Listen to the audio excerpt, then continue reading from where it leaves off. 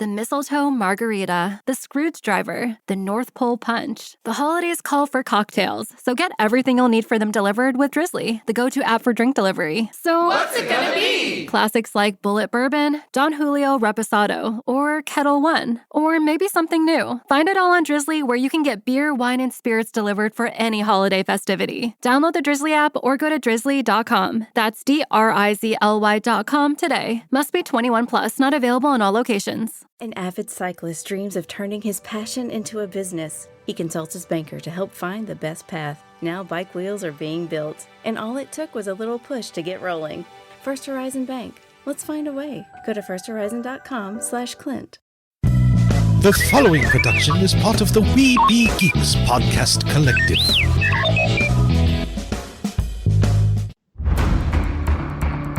From days long ago, from uncharted regions of the universe, comes a legend.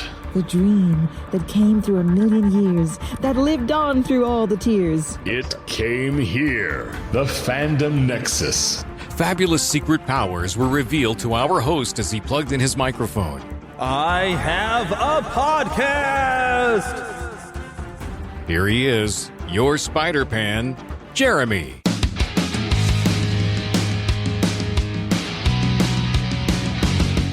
Yes, hello, we are back. And this, I tell you what, if you thought it was a short show last week where we had a special holiday show, we're going to make up for it this week. I guarantee we're going long. I got a ton of trailers to talk about this week.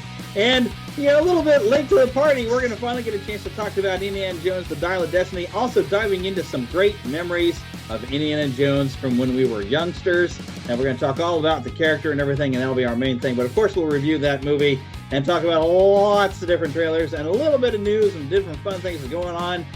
But, of course, I'm not talking by myself this time. We've got it all. We finally coordinated ourselves. It took us a while. Lost Boy Philip's back. Hey. Yay. Well, it took some coordination because trying to bounce around. You're kind of busy past your life. Plus, making sure everybody's healthy at the right time. Yeah, unfortunately, that didn't always happen with me. I apologize. Yeah. Not I can help but we're back. Yeah. We're finally getting to make this show. Finally. We've been waiting so long for this. We waited for this the show. lost health. Yeah. We waited to do this show since we went and got a chance to go see that movie. That's right. Indeed.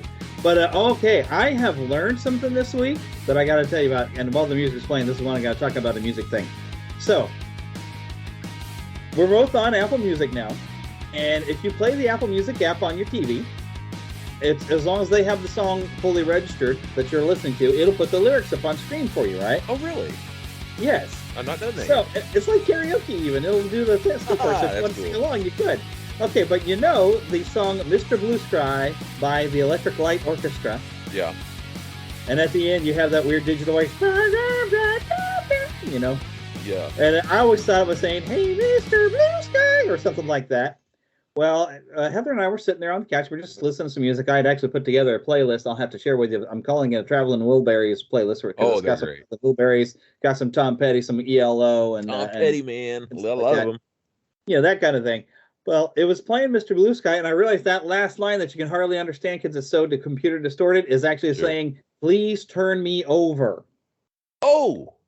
Which, what I'm thinking, and I want to verify this, but I'll bet that this was the last song on side one of whatever record this was on, and they were being cute about it, saying, oh, hey, the record is still on over, flip it over to the other side. So that's the only reason I could think of saying, please turn me over at the end of the song, but distorting it to where you could get away with a radio play and no one realized that's what you did. Now, back in the day when the Wilburys, this was Traveling Wilburys, right? No, this was Electric Light Orchestra. Oh, Mr. Blue Sky has this distorted voice. But I was just saying how I got to this point is because we were listening to this playlist I made. I'll have to send you the playlist. Either way, back in those days, in the 80s and the 70s and all that stuff, they still had those records, even when the Wilburys were going. They still had records and things that was still kicking. Yep. Back then. The good old vinyl LPs, man. Mm-hmm. Of course, now they're back. Now they're back. They're back from outer space. They just came walking in with that look upon their face. Hey. Yeah. I never thought I'd hear that being sung in such a way where it sounds like a guy should be some lounge lizard. Oh, my. That's how you sing it. Yeah. Well, upon their face. I should have seen that stupid look. Hey. Okay. No, I'm Johnny Bravo. That's it. Wah. Hey, pretty mama. Hey, pretty mama. Well, so we usually dive right in after, of course, the weird. Well, I should show some weird stuff, but I've got some stuff set up for news that I'm going to show you something interesting I found today. But before I really get into that, and this is the benefit, those of you that are Patreon supporters get access to video versions of the podcast, so you can actually see this. So you're going to get to see something special up on Patreon. And if you're only getting the audio, well, doggone it, go subscribe on Patreon so you can actually see what I'm now showing Philip, which I showed him before what I found, which I'm going to tell you, though, what it is. So while I was working up in St. Joe, I like to look in antique stores. And I went and checked one because I was in town. And I found in a jeweled case the original VHS Star Wars The Empire Strikes Back. And in pretty good condition in here. Wait, see, I haven't taken it out of there. I'm pretty sure, and even you can see right here, Phil, where they've kind of put a sticker over there like a rental store would have done. This came out of a rental store where they take the original box and they cut one side out and they slide it down into a jeweled sleeve. You would have been pretty young. But I'm sorry. Go ahead. I didn't mean to cut you off. But I wager, if I looked online, this would probably get me a pretty penny online, but I kind of just want to keep it just because. Although I've got a working VCR, I kind of don't want to play it because what if something happens and it eats it or something? So I'm like protecting this, like, oh my gosh, I have an original VHS copy of The Empire Strikes Back. And who knows how many people watched this particular copy because it came out of a rental store. I don't know what rental store. There's nothing indicating that, but it's got like where the UPC code was, and they put a sticker over top the UPC code. It could have been video exchange. Yeah. I don't know what they have in St. Joe. It's not a Blockbuster thing, but you know how you used to have to take the case off of the wall, and you'd go and they'd scan the movie, and then they put it into your casing, and that's what it's got the thing on there. So I'm thinking, oh my gosh, and it only cost me $5. But I'm pretty sure if I want to, I could go on eBay and I could get a lot more than that. Because I don't know how many of these copies are still floating in the world. When I was real young, VHS had just hit, and I remember it was Video Exchange and Video Express, and they changed their name a few times. But I remember that one on that corner over there. Yeah, in Brighton. But I remember Video Exchange had just come out, and they had Star Wars. Of course, we loved that. But then a year after we started with all that, they came out with Empire Strikes Back. That was huge. And I remember we went nuts and we rented that. Oh, I was so thrilled to get to see Empire Strikes Back at home. We never got to do anything like that. That was so great to get to watch it at home. We didn't have HBO or anything like that. So that was a big deal. Yeah, for all we were renting the VCR too. When we were, I forgot you could do that. That's right. We were blessed. I say we. My father, my mom had saved up and bought him one for Christmas, and those were really expensive at the time. I mean, $400 was a lot back then, especially. That was a lot of money. And I'm not going to say 1,000, but closer to $1,000 than what we can imagine. Because especially for us, we was poor as a church mouse, literally in a sense, because of being a pastor. But that was his Christmas present. Man, was he excited! That was I want to say 83, 84. I can't remember which exact. I think it was 84. But he got it early. He got around Thanksgiving because he wanted to tape the Christmas shows. And I remember I think the first thing he taped, and I could be wrong. I think the first thing he taped was because he got it like in October, early November, and he taped the taped Ghost of Mr. Chicken. And Don Knotts. Don Knotts, my dad. And then as far as Christmas stuff goes, because he got a whole bunch of blank tapes and stuff, Kodak mostly. I remember that because they had a sale, and it had that kind of orangish gold look on it, and he Kodak, and we wanted tapes. He taped everything. He taped Clash of the Titans was on TV. He taped that. And the only way to take the commercials off there was like if you laid down on the floor is how he would do it, because it had this little wire. Yes. He laid there on the floor, and he would click this little pause thing, and then he had to click back. I remember he'd get so frustrated. My dad would get so angry at himself. He would bring it back on a little too late. He'd miss the first couple lines. He'd be like, "Oh, dadgummit," he'd say, and then he'd get really mad because I remember when we started recording Christmas stuff that year, it'd be Rudolph the Red-Nosed Reindeer, and he recorded that, and he said, "Welcome to Rudolph the Red-Nosed Reindeer from Rudolph the Red-Nosed Reindeer." And he's like, "Oh, that sounds dumb." He'd say. Oh my goodness! He wanted Yeah, to be with the microphones you could put with the professional. VCR. Oh wow! Oh, but those are good days, man. I loved Oh them. man!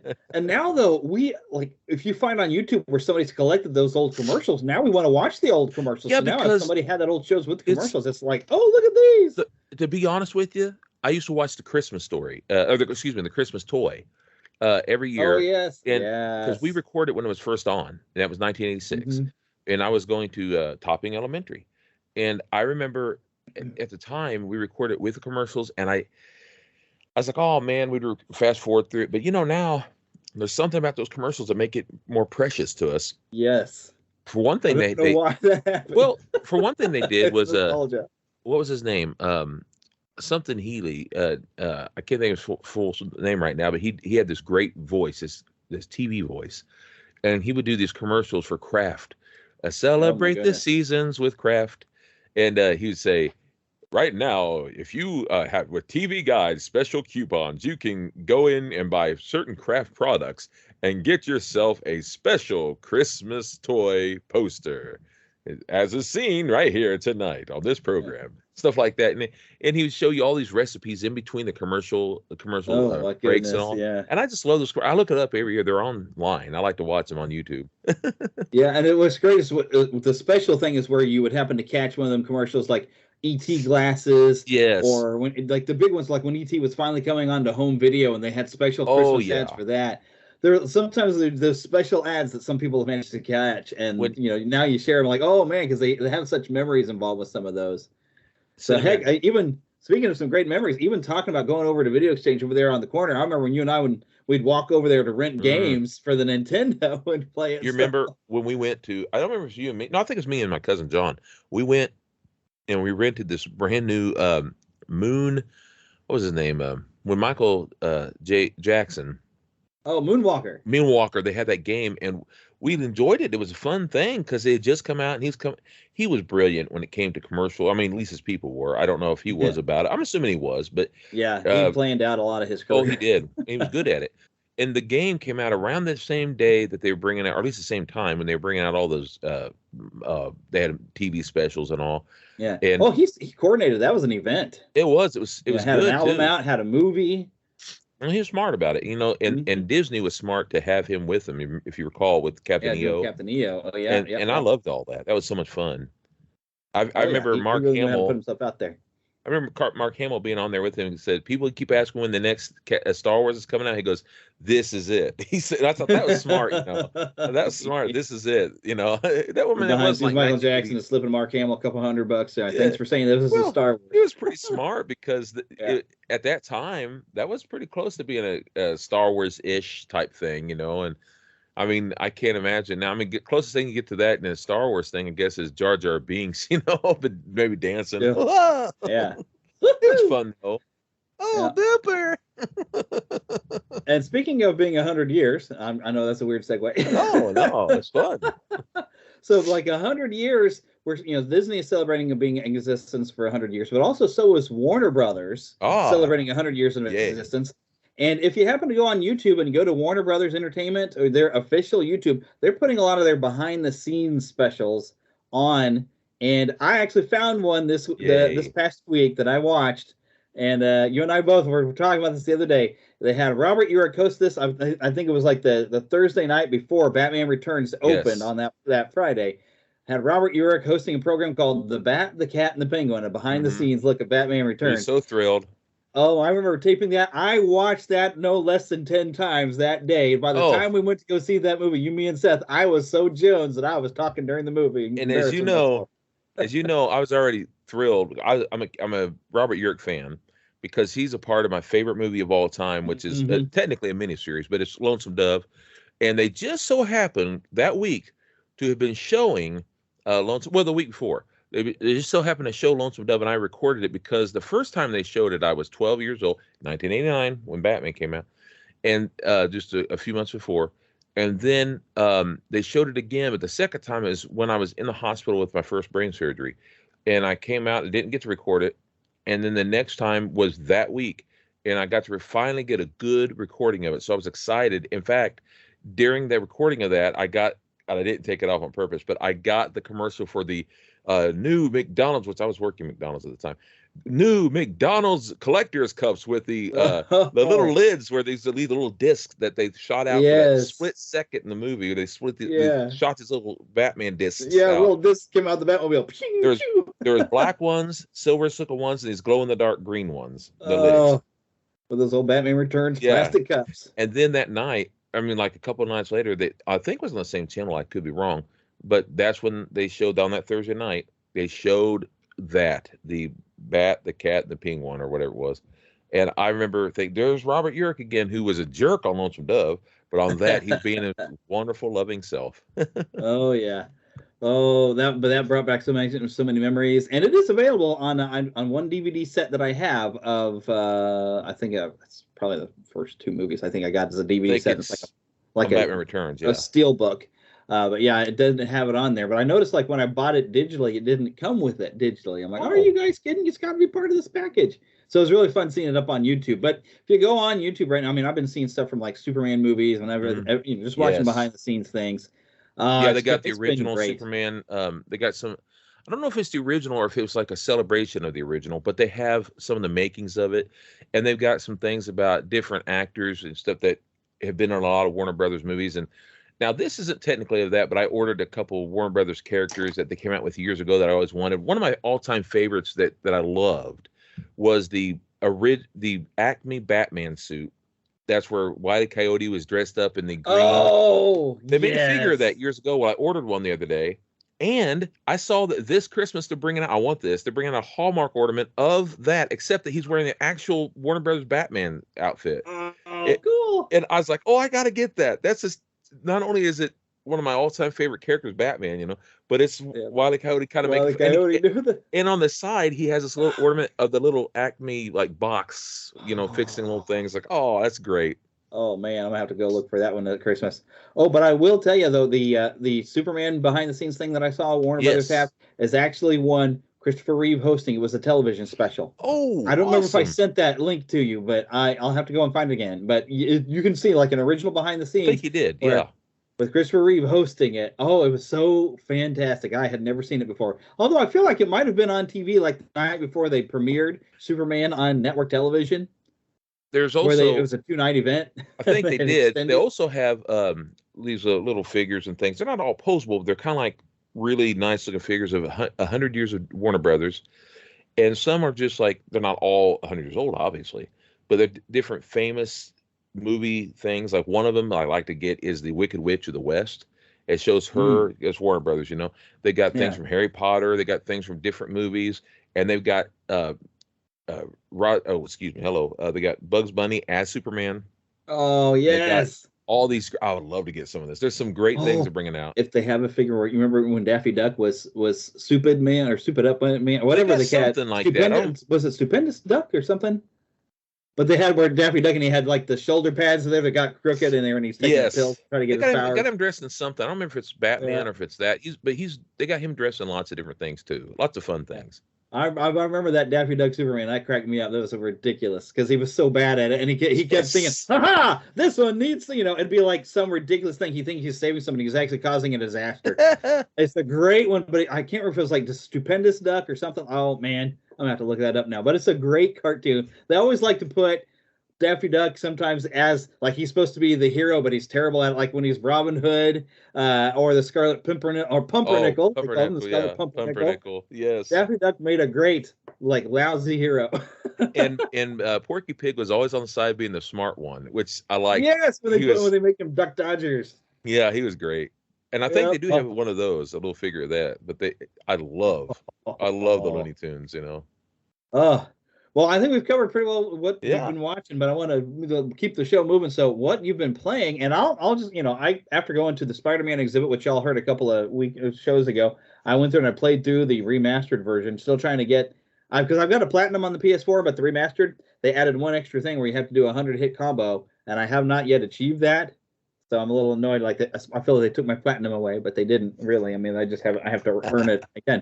But I was playing through that, and I'm still playing God of War Ragnarok. But what I want to ask you about is, I guess it was just last week, wasn't it, that the new AEW Rampage? It was either last week or the week before. I kind of lost track of time. I've been, New game though, and you picked it up though.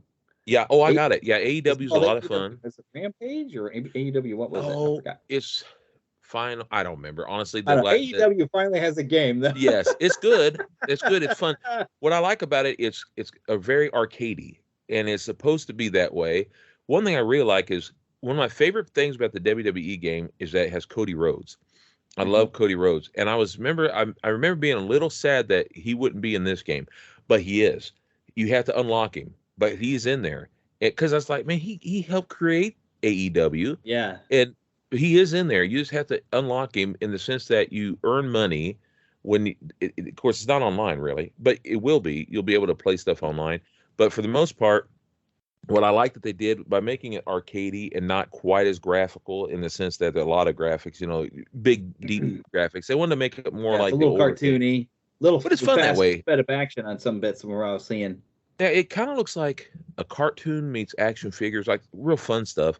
But what I really like is I have a friend who loves the old games, but he can't play WWE because it's too big and fancy for him. And I'm trying to think what he has. He has a Nintendo, whatever, and he can't, so he doesn't have a game system that will play those new games, but he can play this, and so he's thrilled because he gets to actually be caught up with this. And I was like, well, that's good. So at least the people who don't have the kind of game system that has enough, I don't know if you want to say good enough graphics or whatever it is, enough power, whatever you want to call it. So if they don't have a PlayStation 4 or 5 or whatever, if you don't have that or whatever the other one is, Xbox something or other. Because I lose track of that. Whatever it is that you can with this, and that is good, and it is fun. It's a lot of fun. Now I prefer WWE more because you can do more with creativity and all that. Because the creative wrestlers definitely, but it's still fun. Baked from what I saw on AEW.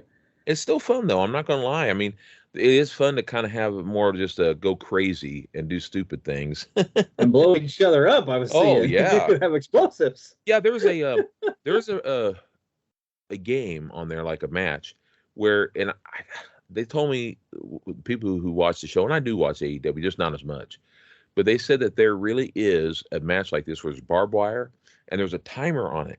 And basically, there's going to be an explosion on the top. Now, that the match is not over once it blows up. Then it's whoever is still basically in the best position will keep wrestling until they destroy the person, But it's bloody, too. They get blown up real good. In fact, the reason why they didn't bring it out before was they had to try to unbloody it to make it a little less graphical. But it's fun. It's fun, and you get to... pardon me if this sounds horrible. One of the things I enjoy too is you can fight the women can fight the men, and that's kind of fun. But you can't take the women's belt, and I like that too, because women should only be able to have that championship. Yeah. And I like it in the sense that in the WWE game, I like that they're trying to tell the men not to hit women. That's good in real life, but this is just for fun, and I think we're smart enough to know that. And secondly, I never liked it that the women's characters can beat up on a guy and nothing, but a guy's character, if he even slipped and touched her, maybe you get disqualified in those games. I mean, no joke, Jeremy, one time his character threw me against a rope, and Heather was his manager, which is she was just his manager, and my character bounced against the rope, which knocked her off, and boom, I lost. That was it. That's why I threw you into the ropes. See, just set you up. There you go, you joke. Yeah. Heck, I remember I had an image I had taken because it was actually kind of funny. This was way back in old WWE game, but it was me, and I think I was facing Skeletor because we're always facing Skeletor and stuff. And Heather was out there as a manager, and Skeletor hit Heather over the head with the chair. Yeah. But see, this was still, they're just getting out of the Attitude Era where this kind of thing would happen, and they just kept the match going. And so it didn't disqualify him, but I got a really good screenshot because I was like, dude, you're totally dead now. You just hit my wife with a chair. But I have a really funny photo that I took of the screen because you couldn't do screen grabs like you can these days. You had to do it with your phone. The look on Heather's face after she got clobbered with a chair by Skeletor, her eyes are rolled back, and it was so funny. And I probably still have it on my computer somewhere. But that was like probably like the 07 or something. It's when you got back into playing those wrestling games just because I was that the creator wrestler was so good. I was like, oh, cool, we can make ourselves. So I went and I bought a wrestling game. That's what I like that might about have been this like game. 03 or something. This game is by those same people from back then, Jax and all them. Yeah, and so it's Jack's, so it's not great, but Jax Pacific or whatever, it's not great yet. Had those great licensings for that sort of thing. But it is getting good, and it will get good. I still like WWE's better, but it's got a lot of things it needs to fix too, and I like both of them. And so I got both, but I do like the creative in WWE better. And the other thing I like about this one is if you choose to get it, it's going to be around for a while. So for the next couple of years, they're going to send you more things to fix what they got, and that I like. And I can make a lot of silly characters, seeing how you can't make like you or I very well. I made a silly me, but they're going to send a whole bunch of things to fix it up, and I can make a bunch of goofy characters. They're going to be patching it for a long time because everything I've heard is like it seems like it came out of the oven a little too soon. Yeah, that's kind of it, But I do, like I said, I was really glad Cody's in it because I love Cody's my favorite. Because anyone who knows me who does it, his daddy. Let me tell you something fun. I love Dusty Rhodes. Indeedy. Well, we got to keep the show rolling, so Sure. I'm going to hit this button right here.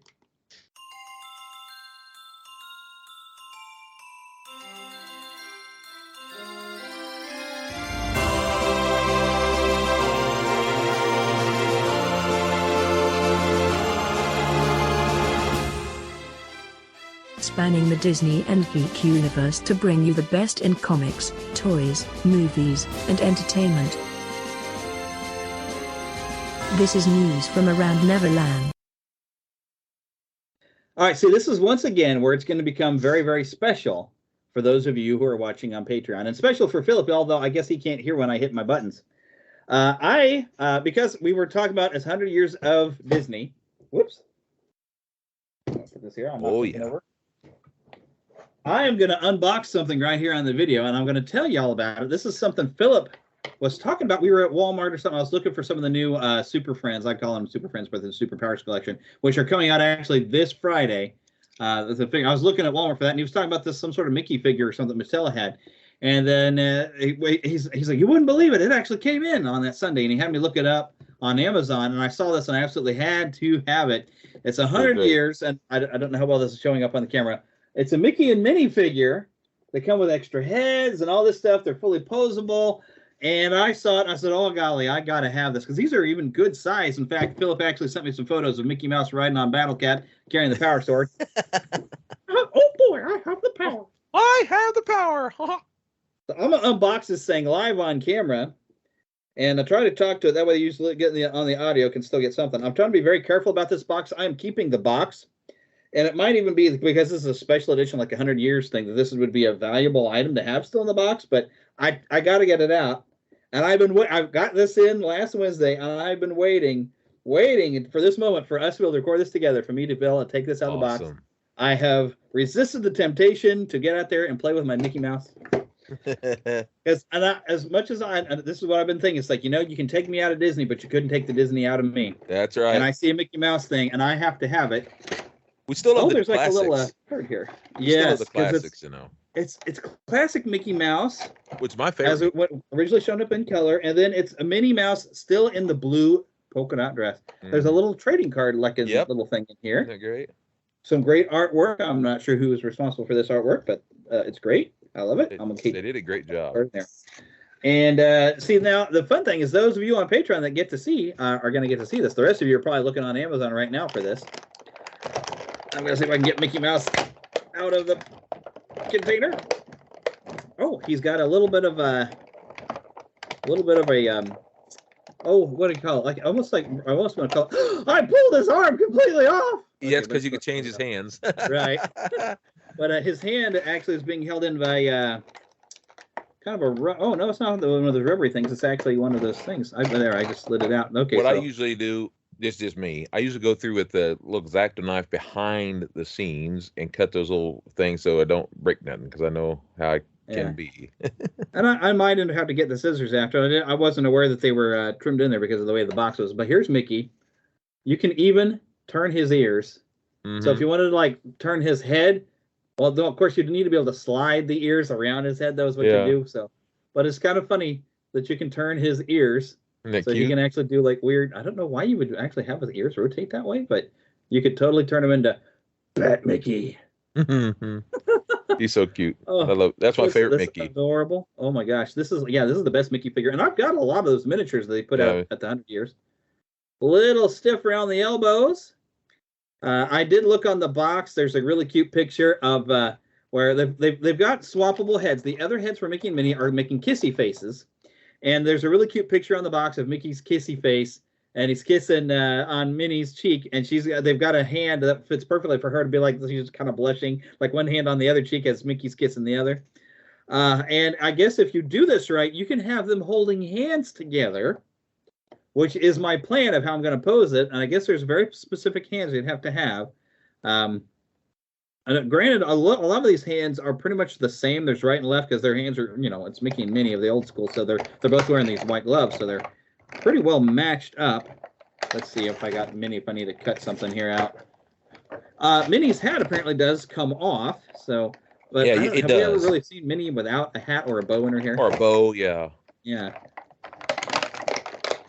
I'm making a lot of noise. That makes good podcasting when you've got noises. I personally, and be careful because I didn't realize it, but I personally put some little holes, drilled little holes in Minnie's shoe, but it nearly came through because I didn't realize that unlike Mickey's shoes are hollow, hers are not. And so I was like, whoa, I stopped it. But because I needed more holes because hers are just as little bitty holes on the bottom of her heels. And it wasn't very, yes. I wanted to make sure that she could stand a little more straight. Securely. That was the word I was looking for. Thank you. The phrase because he almost fell over. Quite straight. Oh no! No, she's just about to fall over a couple times. I was like, oh, I better do something. But her shoes are solid and Mickey's are hollow. Yeah, because she's got those high heels on. One thing I really like though is that his shorts and her skirt are latex. They're real bendy. And they are. Wow. Yeah, they're really cool. They and the other thing I like is like at first I was like, I don't know if their legs will bend or will move. And they do move. They move perfectly well. You just can't tell at first, but the way they turn and everything. I'm trying to cut a thing here in the back to get Minnie's hands out. They've got the typical little tabs. I thought for a while it was the almost a clear rubbery things that a lot of the new Master Universe Origins figures have. Yeah. They have that rubbery thing that are even kind of hard to cut. I managed to get Mickey out of there without cutting these tabs, but Minnie is just a little too hard to get out with it. Okay, I think I got that one cut. There we go. Come out of there, Minnie. She came out without her hat. Oh, and I popped her hand up. Oh no! The weird thing is she doesn't have her hat on, so only you on Patreon getting to see the video exclusively are going to get to see this. The rest of you are just having to imagine what Minnie looks like without a hand and without a hat. Ripping off Disney's hands and. Oh no! But Minnie's got kind of the typical. She starts with hands that are kind of that typical pose where you'd see back in the day, where she's got her hands kind of spread out and she's just kind of like, ta-da! Here I am, but you can, swap the hands out, and I might have to look on the back of the box to see exactly which. I never thought I'd see you doing that pose. Ta-da! Here I am. Well, because I got to show the viewers, the people who are watching this, those of you listening to audio, hopefully this is still entertaining. You can hear all the noise of this plastic thing. There we go. Minnie's hat was a little hard to get out of there. Ta-da! I guess her ears are what's going to hold that hat in place. There we go. Yeah, it does, yeah.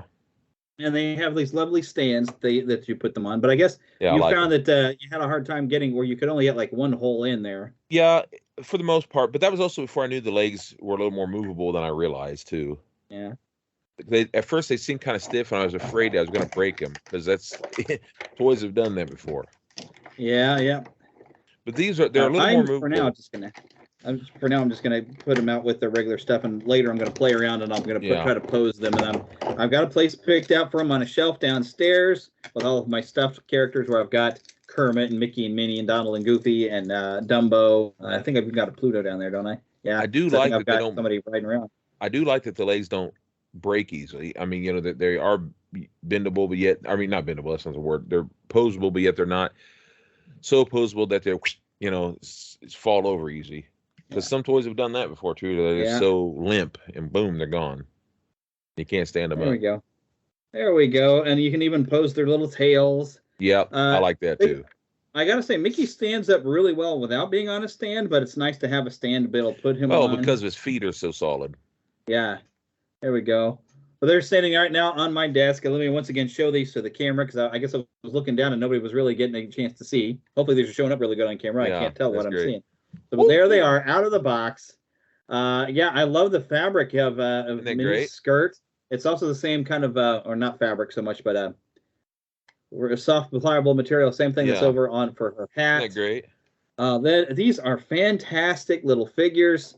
It cost me a little over $40. I use reward points though to take care of it on Amazon. So, Minnie can be in a nice little ta-da 1930s style pose. You know, she's got her hands up. You know, da-da-da. Oh my gosh, these are fantastic. I've been waiting all week to get these out of the package, and finally I got to take them out right here live for you. Now, Philip, I got something else odd to show you. What's that? This is something that now. While I have stated I am not confident in this movie, because when I even heard that Seth Rogen was making, and I was like, please don't let Seth Rogen make this movie. Yes, I remember. But here we go. I saw Teenage that. Mutant Ninja Turtles Mutant Mayhem cereal. I've been wanting to try it. I like the design of the turtles really a lot, and I've seen some pictures. Pixel Dan has gotten some of the pictures of some of the toys. The toys look great. Bebop and Rocksteady, I think the toys look better than they do in the movie. The movie that looks weird, and Splinter looks terrible in the movie. I've not seen the toys yet. Pixel Dan went and showed some of the toys. They even have a Splinter with baby turtles. Oh yeah, which looks kind of cute. So they've done some cute stuff with the toys, and I like the designs. But this cereal here, I haven't tried it yet. Cinnamon apple with marshmallows. That might be good. Yeah, that's what I was thinking. It's like, you know what? That sounds kind of tasty. And I don't recall that back in the day, because my mom was completely against Ninja Turtles because somebody was going to stab. Yeah, she was one of those parents. So I remember having cereal of the Turtles, and I never got to have any of that cereal. Never. But it wasn't. It was just your regular, basically Lucky Charms type, if I remember right. It was basically. They also had kind of a fruity flavor to it. Since you're showing new cereal. When I saw those, I bought this, which is... Yes, I bought those today, too. Yes, isn't that good? Frosted Lemon Cheerios, they're good. I haven't got to try it yet. Yes, very good. It's kind of a lemon pie type. Ooh. As you can see, I've opened mine, and I had a handful. Yeah. Oh, it's good. Oh, I'm gonna give it a shot. Right now, I'm trying to eat through the rest of the cereal that I already have open, but I had to go shopping this morning before I started always work, getting cereal. So. You know me. Yep. Don't take this wrong. They jokingly say I'm a serial killer in the sense that I go through a lot of cereal very quickly. Yeah, exactly. Well, I've tried to slow down, and I'm trying to eat a bit more grown-up cereals. I know I've just showed a Ninja Turtle cereal, but see, I did buy some Cheerios, and I've been eating right now Basic 4, I think it is, where it's got some raisins and some nuts and stuff like that. I had some 2 weeks ago. It was good stuff. Yeah, it's pretty good. I see a lot of these grown-up cereals that I used to not like, now I can enjoy. Another one I always wanted, besides Raisin Bran Crunch, I love that too. That was what I had, was those two. I was like, I've always wondered what these were like. So I tried them, and I ended up doing, when the two boxes were getting close to the end, I mixed them together. It was pretty good. Well, that could actually mix the Basic 4 with, and I've also liked the, I think it's called Raisin Nut Bran, where the raisins are covered in like nut That's what pieces. I meant. Yeah, Raisin Nut Bran and that. Because and I've got, that's what I'm eating at work, because I save a lot of money and time if I bring a box of cereal to work and I get some milk and I'll sit there and I'll eat cereal for lunch, because I can eat cereal for just about anything. So I've been eating that at work. I thought I had something I was going to say about that other than that, but I can't think. But that's what I have at work. But the next piece of news, though, that I just wrote down, I think, because I saw something about this. Those of you that are fans of Halloween Horror Nights over at Universal Studios, due to, of course, you do have a series that is premiered, which I haven't watched it.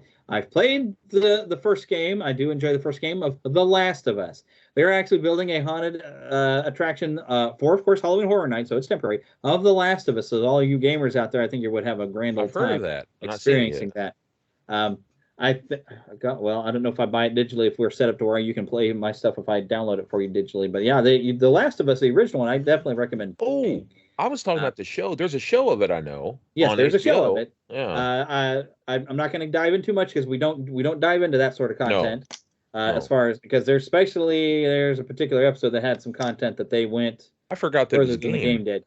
I really did. The game though is worth playing. Yeah. The second game, I didn't like what they were doing with it, so I was excited about it. And then I was like, oh, is that going to happen? I don't want to see that happen. No, don't do that. Yeah. So, I just didn't play the second game. Well, the next piece of yes, I was going to say speaking of games, as you know, one of the first games I ever played on PlayStation. In fact, it was the first game. It was Twisted Metal, and I've been playing a lot of that. And that series I'm looking forward to. That comes at the end of this month, and I can't wait. It's like the 27th.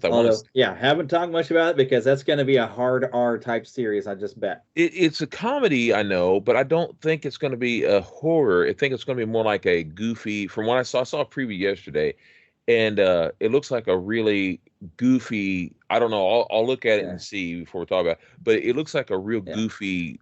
But I'm skipping fast because that's not the type of content we bring to this show. That's going to be a pretty hard. I'm sure it's going to be fairly graphic, so we're going to move past it.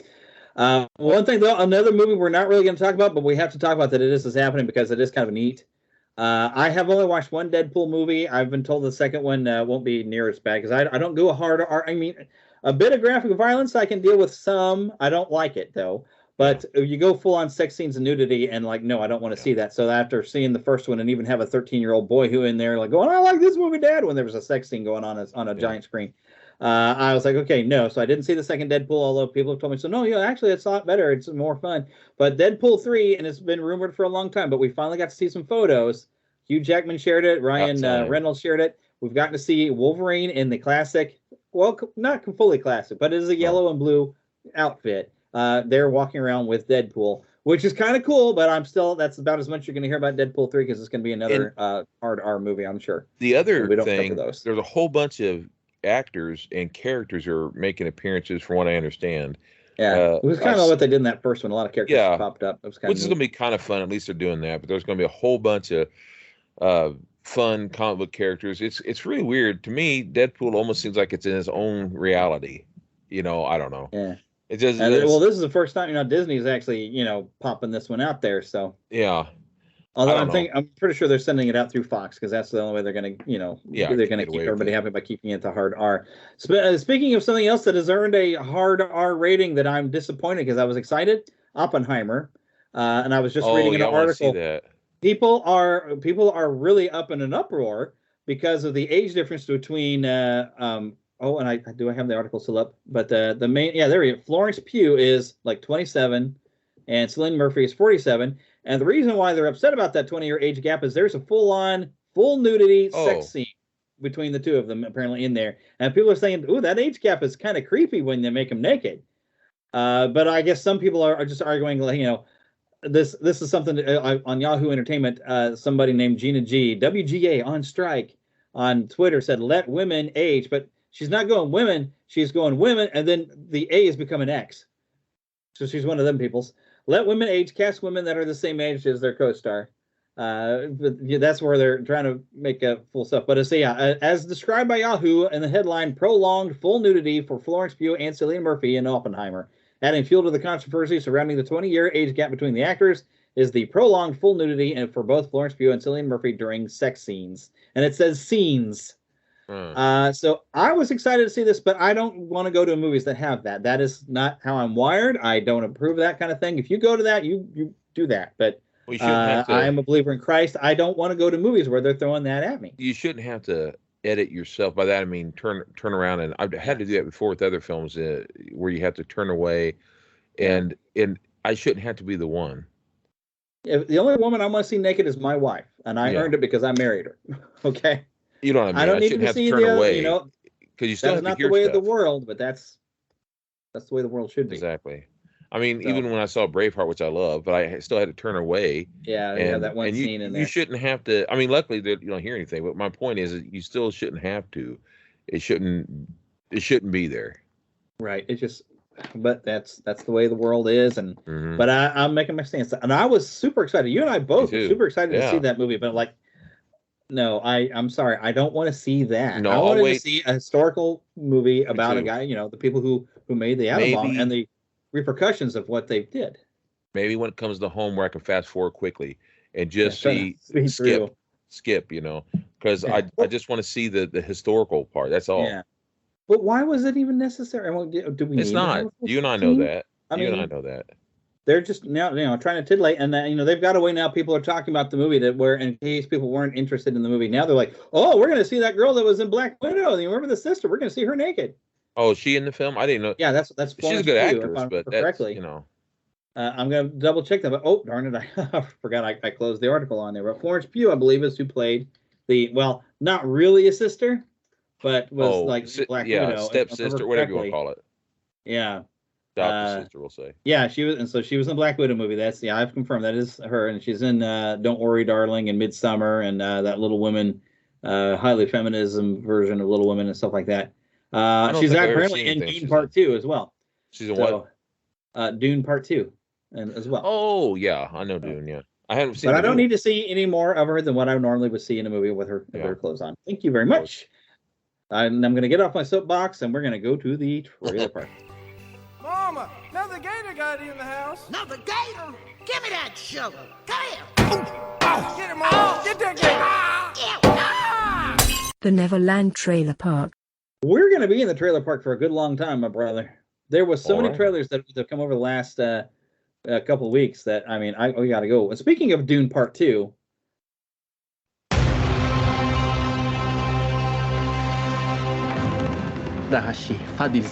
He said that. I got that.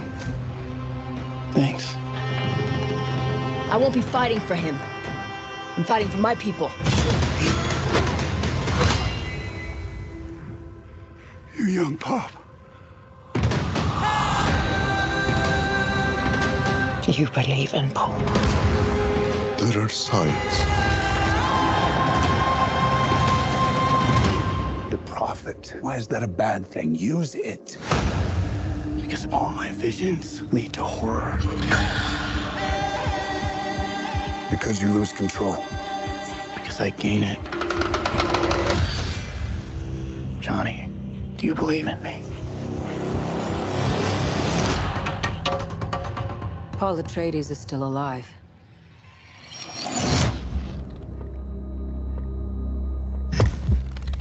Deal with this prophet. Show me who you are.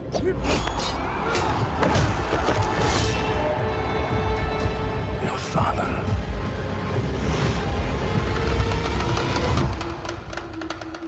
Was a weak man. Luke comes back from the dead. Now do what must be done. We gave them something to hope for. That's not hope!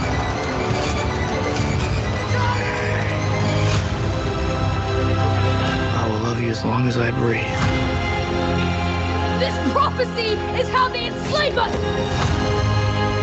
It's not a prophecy. It's a story. I don't care what you believe. I believe.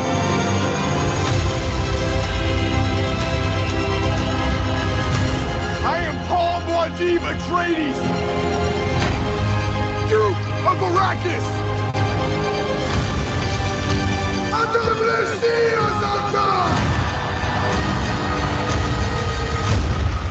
He who can destroy a thing has the real control of it.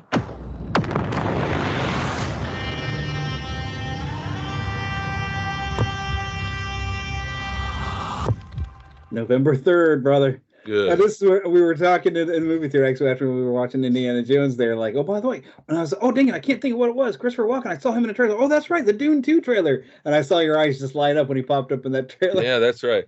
I love them, man. Christopher Walken's one of my favorite dudes. And I'm going to have to watch the first one again. So I remember everything that happened, because it's been a long time since I watched it. Plus, it's been a long time also since I listened to the audiobook of it. Oh my goodness! There's actually a trailer coming up. We're gonna watch later, but not right now. Yes, it's coming up. It's just something that just dropped today, but don't say anything. Just now, before you called me earlier to get this going, I had renewed my Apple TV thing.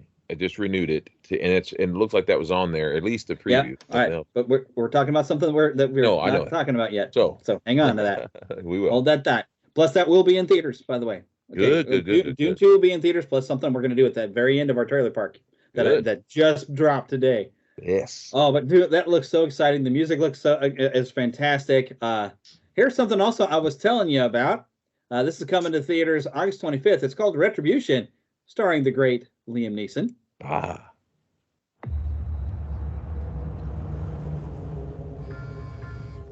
Are you going to answer that? It's not mine. Hello, Matt. Sorry, who is this? There is a bomb under your seat. If you...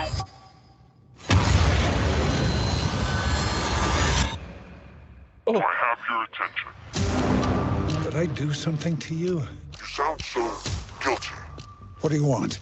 Drive to this location. Honey, something's happened. There's a man who has put a bomb in the car. Under our seats, there are pressure triggers. We can't get out. The car will explode. We're here. Listen very carefully, or I kill you. Open the glove box. Shoot him. Why are you doing this? What have I ever done to you? Dad! His life or yours. Matt, I'm your best friend.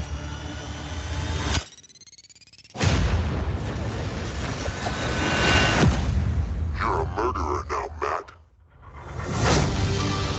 You think I'm the bomber? Well, I guess you've had a tough day. I know that you lost a lot of money for your clients who invested in your fund. A lot of people are worried about you. You got everybody's attention, Matt. He is still out there. If you can find him, I will. I'm in control here. No, you're not. You hurt my daughter, you son of a bitch. I will kill you. What's it gonna be? Drive.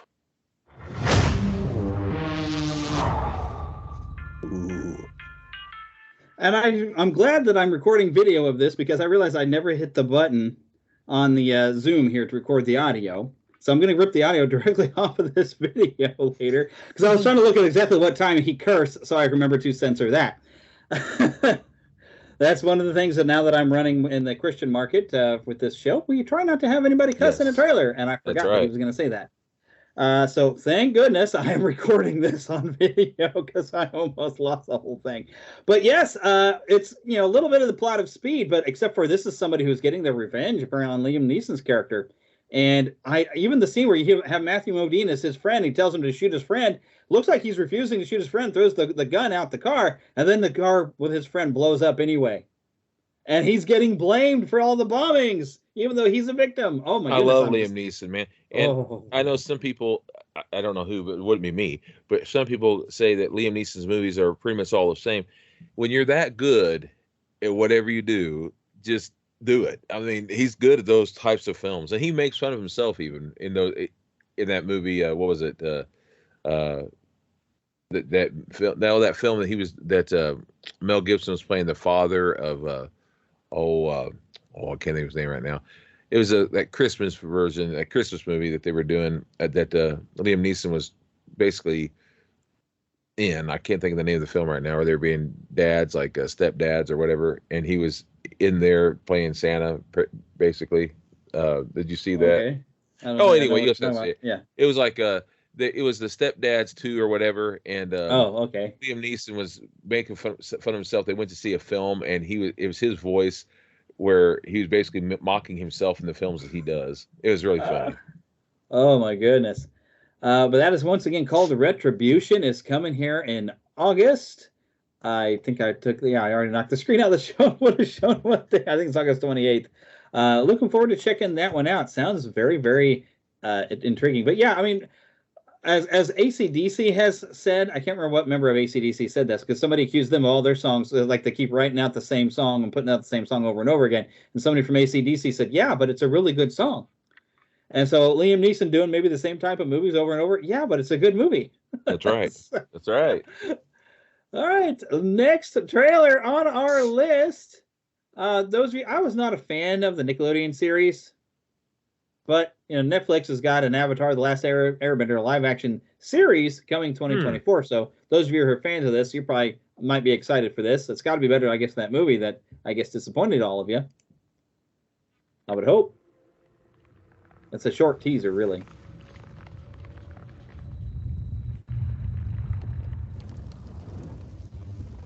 I don't know if there's really any audio other than we're looking at these symbols for the different nations. Oh, yeah. The elements.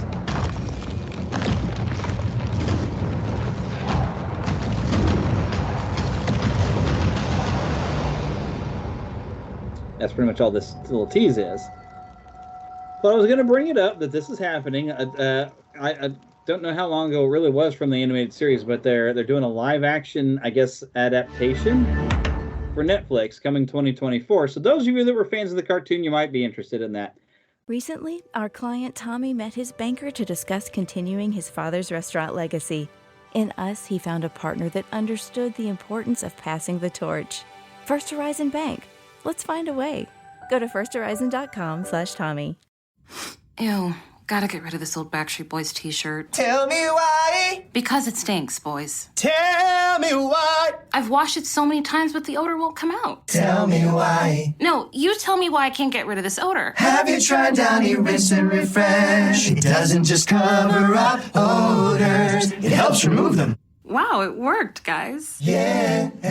Downy Rinse and Refresh removes more odor in one wash than the leading value detergent in 3 washes. Find it wherever you buy laundry products. Breast milk science. It's a thing. And it's our thing. We're ByHeart. We're an infant formula company on a mission to get a lot closer to the most superfood on the planet, breast milk.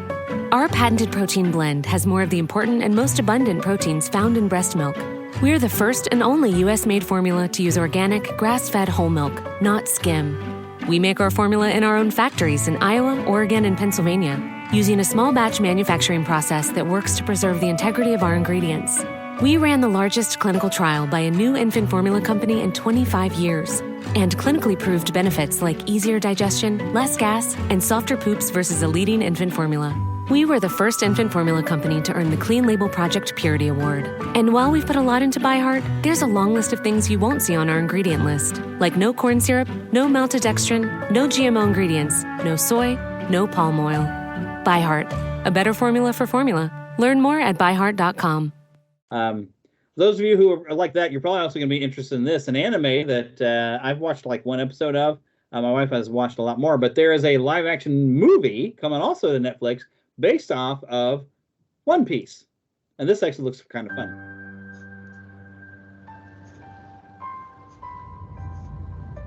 Ever since I was a kid.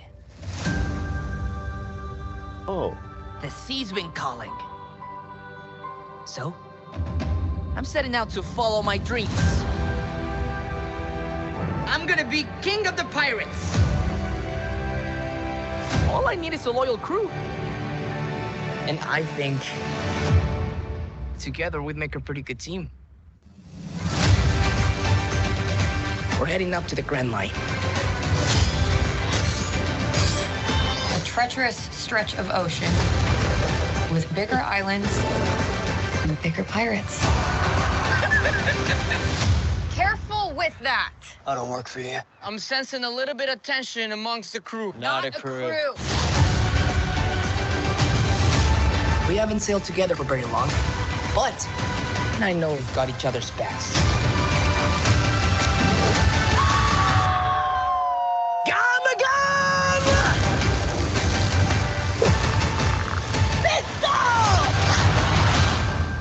All great fighters call out their finishing moves. No, they don't.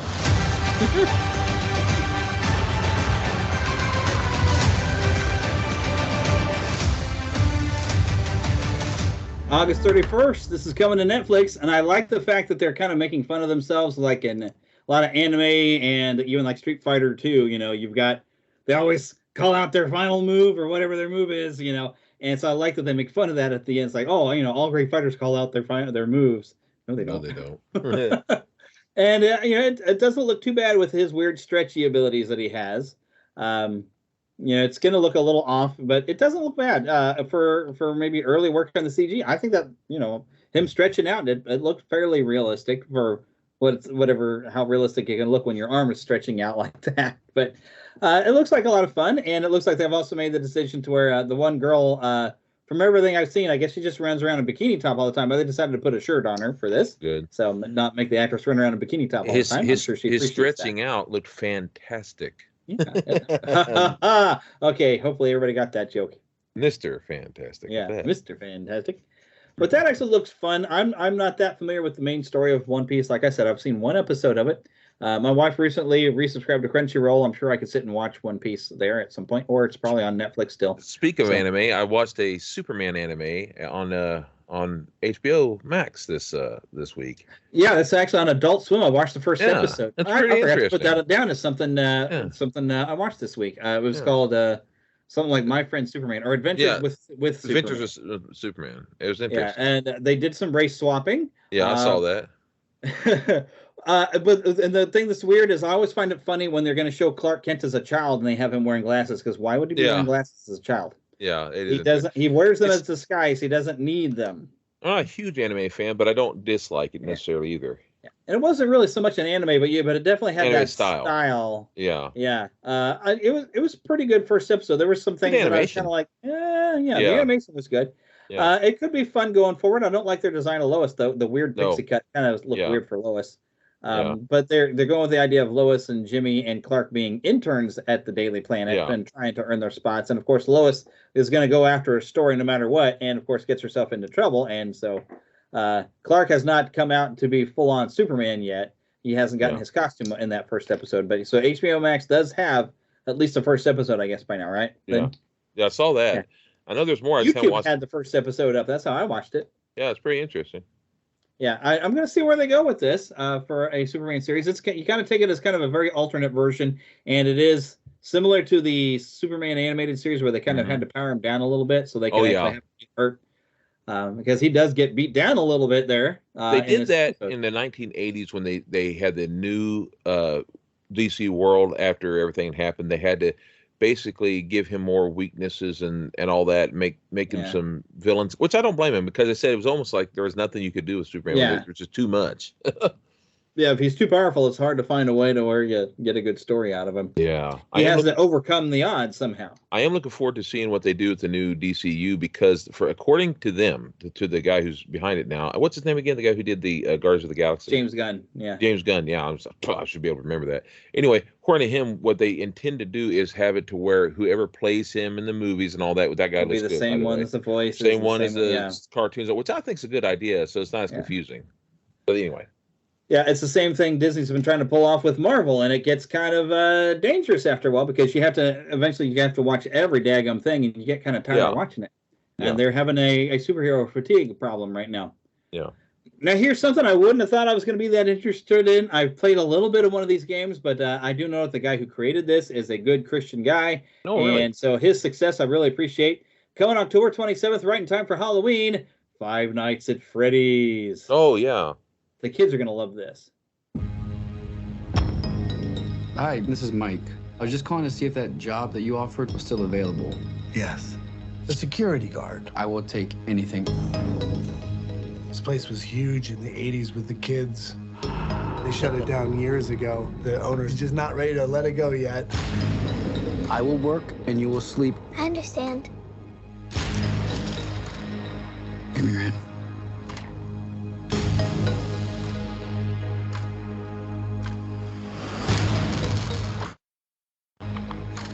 All you have to do is keep your eyes on the monitor. Welcome to Freddy Fazbear's, where fantasy and fun come to life. Okay.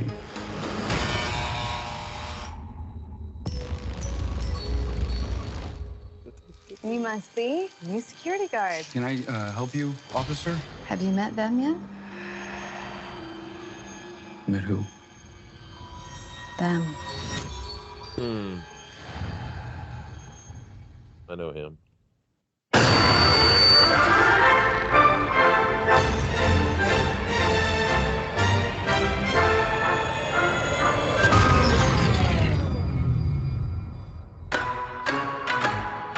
In the 80s, kids went missing.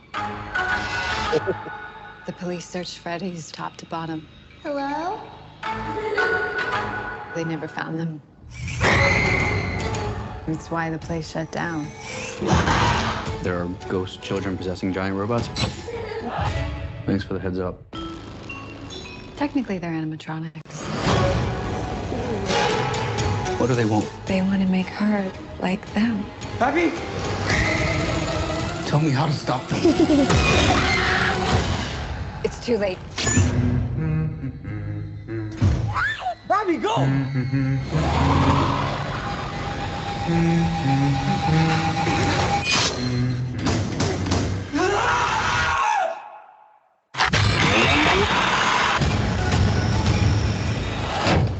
Where to? Why do I always get the weirdos?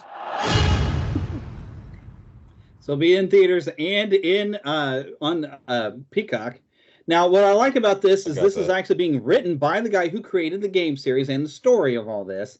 And being that he's a good Christian guy, he's going to keep it clean. He's going to keep it enough where families can go and enjoy. And he knows the kids are the ones that really love these games. Yeah, I've seen toys in all of them. Mm-hmm.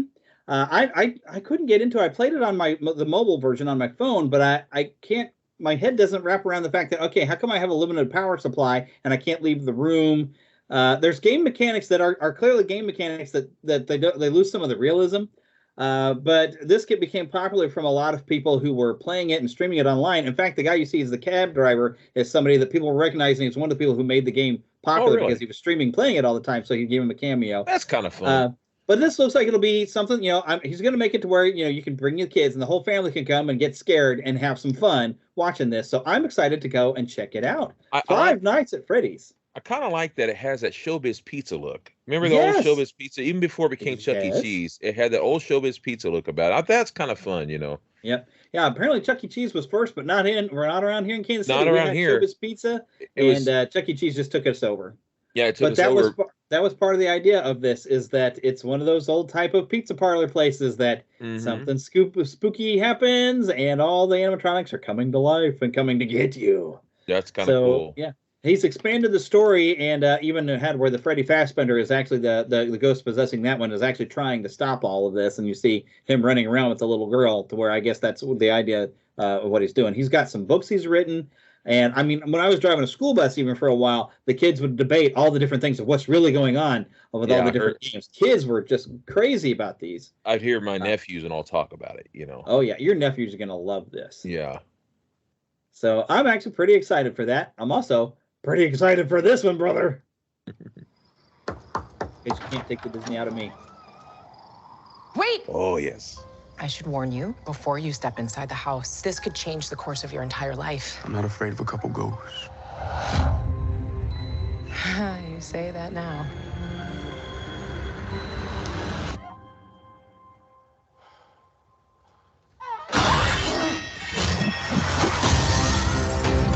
This mansion is unhinged. These ghosts definitely don't want to leave. Death lurks around every corner. God, give us a break. There's so many bad people in the world. Haunt them. Amen. I do like surprises. Is anybody else seeing this? I hope you do too. We're gonna fight, whether we like it or not. Or else we're stuck here for eternity.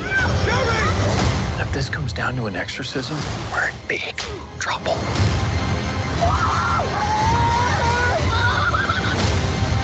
This house is dripping with souls, but there's always room for one more.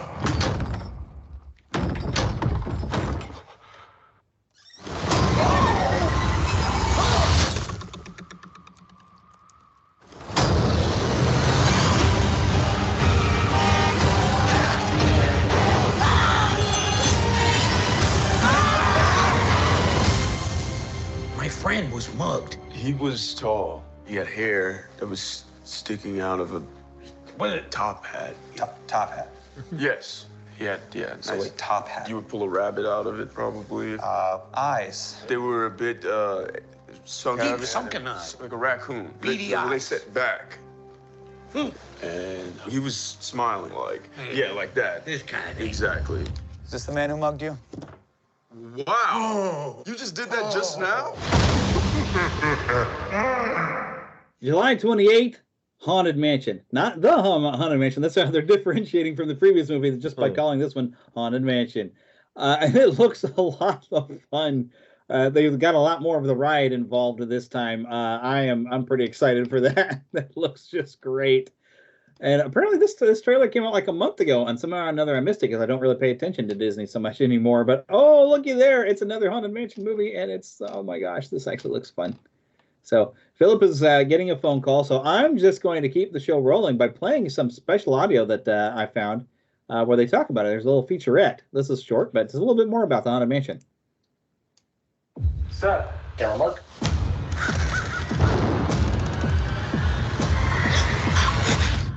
Wait, you hear something? We're making a movie. In Haunted Mansion, I wanted everything to feel as if it came right off of the ride. When I walked through the set, oh my goodness, it's powerful to see it. The level of detail from the bus down to the wallpaper. You just felt like this really feels haunted. It's kind of amazing seeing the Haunted Mansion come to life. What we wanted to do is preserve the details that fans remembered and expand the universe around them. What is this place? It's a seance room. Maybe I'll just do a little blessing and get us started. God, give us a break. Amen. The thing that makes the ride so cool is that the mansion already has a history. This place is legendary. And our characters are discovering it. If we don't solve this mystery, we're stuck here for eternity. I summoned Madame Leota! For me, the secret to this movie was always going to be the ensemble. It was one of those great casts. Everybody loves each other. We bonded. It was fun to go to work every day. It was so much fun. We laughed a lot. It's a unique story with moments of levity and fun. And there's a lot of scares as well. When audiences come out of the theater, I want them to be like, whoa, wait a minute, hold up. I'm scared, but I want to do it again. Be careful. Death lurks around every corner.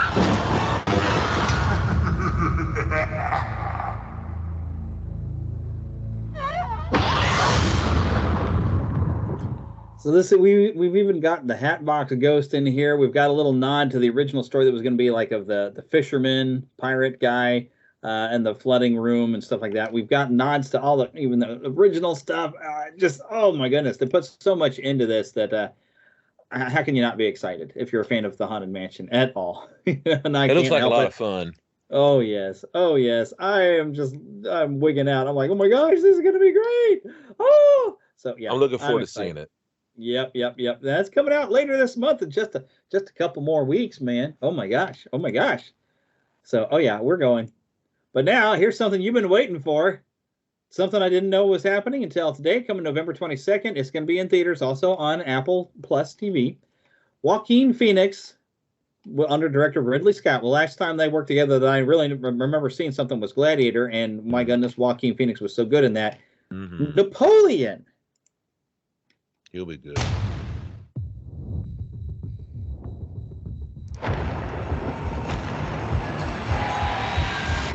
No doubt you've seen the chaos in the streets. We must make an example, or France will fall. What would you do if this assignment of defense was transferred to you?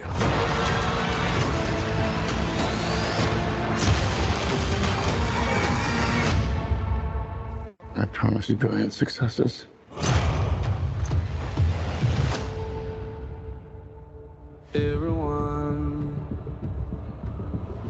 Everyone around here. What is this costume you have on? This is my uniform. Everyone's so near. I led the French victory at Toulon. What is your name? Napoleon. As the course of my life just changed. Napoleon. I'm destined for greatness. But those in power will only see me as a sword. I suggest you take the throne is king. Holding on.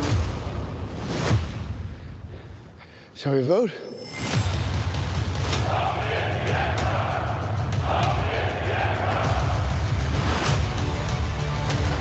This vermin has held the world hostage with his egotism and his lack of simple good manners.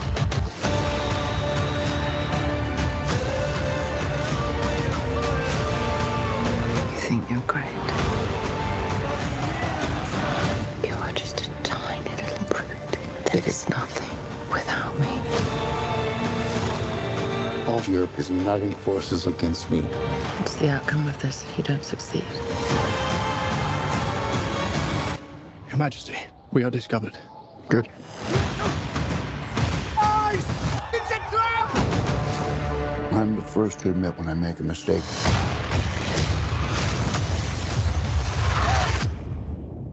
I simply never do.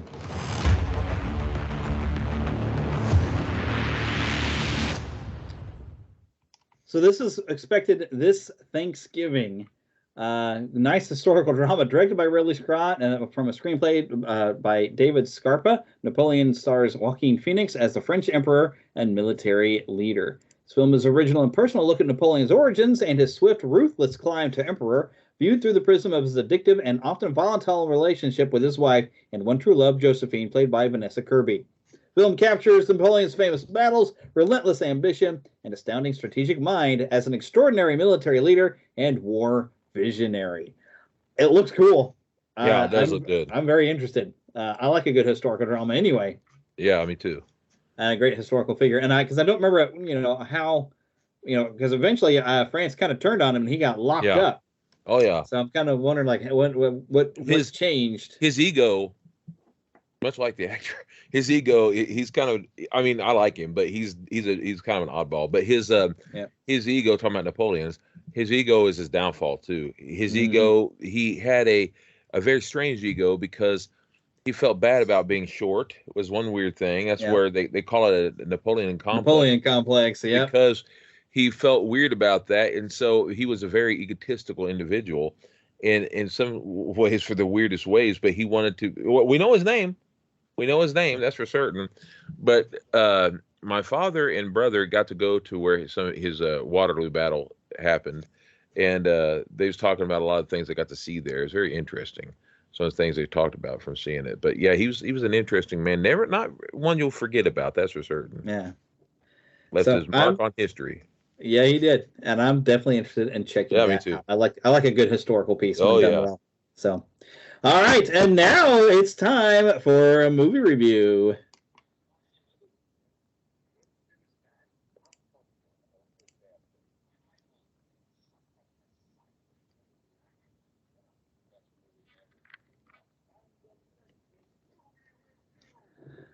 All right, I know we're a couple of weeks behind on this now with our review of the movie. Yes, we Indiana are. Jones and the Dial of Destiny. At least a week and a half, right? I mean, at least. Yeah, it's been a couple week of and weeks a half. since Yeah. it came out. Yeah. It has. But we're finally getting a chance to talk about it. Yeah. Because we don't like to ruin anything for anybody, We really don't. Yeah. Harrison Ford, Phoebe Waller-Bridge, Antonio Banderas in a surprise spot. Somebody that I'm not going to say because it'd be too much of a ruin. I would have thought that he'd have been a bigger character when I first heard he was going to be in it. Yeah. Because he's not a small name. Yeah, he's a big name. I mean, golly, but you got Toby Jones in there, Mads Mikkelsen, a lot of big name people playing in. But I've also brought up the IMDb list because getting some of the names right. Oh, yes. Dr. Voller is the Mads Mikkelsen. Yes. Because there's some of the German names were kind of hard to get through. So yes, I know. The one thing I will say about going back to Kingdom of the Crystal Skull, I watched it. Fun. It's watchable. It's not great, but it's watchable. It's about half and that's good. the same case that I'm giving this one. Yes, it's watchable. You'll probably have some fun, but it's not that good. I take both of them as they're not. I think both are good, but both are not great. This is my personal opinion. I like this one slightly better, but only because, and that's not anything about the directing on either one, but only because in this one I felt like when it ends, it has a good kind of done ending thing, but which the last one did too. That last one did too. But for me, and I watched Last Crusade about twice this year. One was with my nephew, and one was alone. And it's amazing. I've never quite seen it until this year. And then after I got done watching it, I watched someone online, like on YouTube, watching it, and he had the exact same thought as me. And that was that the first half of Crystal Skull was a really fun Indiana Jones movie, and the second half is not. And this is my second. This is just my thought. The first seemed very Spielberg, and the last part of Crystal Skull seemed very Lucas, almost too sci-fi-ish and all. This I don't get that from this as far as one director, because there's only one guy. We know that. Yeah. But I will say about this new film, I don't want to give too much away in case someone hasn't seen it. I don't want to give too much. We could talk a little bit about it because but in both films, they're Indiana Jones-ish in certain spots, but where in the other one, to my Crystal Skull, they went a little far out of the realm of the Indiana Jones that we're used to, more historical and not legend, and more of a supernatural legend. Supernatural was what we're used to in the original trilogy. Yeah, they went sci-fi with the last one, and with this one went sci-fi as well. Now I know that originally, from what I saw, what I had read, Lucas always had intended to do more films and have some sci-fi stuff involved with it, but you didn't in the first three, so it's a little harder for us to take it. And the other thing, I know maybe they did the comics. I remember there was some of that, but that still is comics. It's a little different. Yeah. And then the other thing is with that in this, I mean, at least because they did it in the fourth one, it was a little easier for me to swallow in this one because you'd already done it. You already kind of passed that thing, that supernatural. I mean, the sci-fi thing. But also with this one, for the whole Indiana Jones feeling. In this one, you've already get this idea that Indiana Jones, not in the first part of the film, because the first part was great, the first 20 minutes.